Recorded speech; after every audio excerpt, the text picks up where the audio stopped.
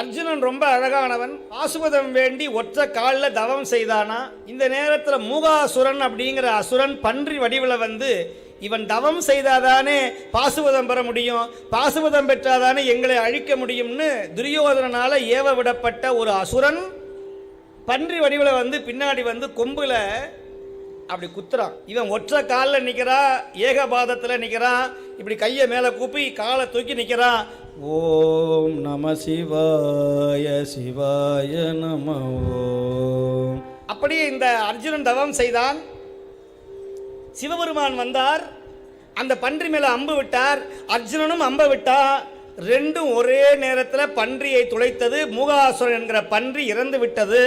இப்போ நிலைமை என்னன்னா, சாமி சொல்றார் நான் தான் கொண்டேன்னு வேடன் சொல்றான். வந்த வேடன் கிராதக மூர்த்தி. ஏ வேடா,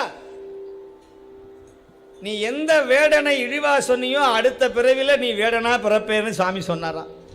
கவலைப்படாதரா, என்ன பார்த்தா வேடாங்கிற, நீ அடுத்த பிறவில இதே காட்டுவாசியா பிறக்க போற அர்ஜுனா.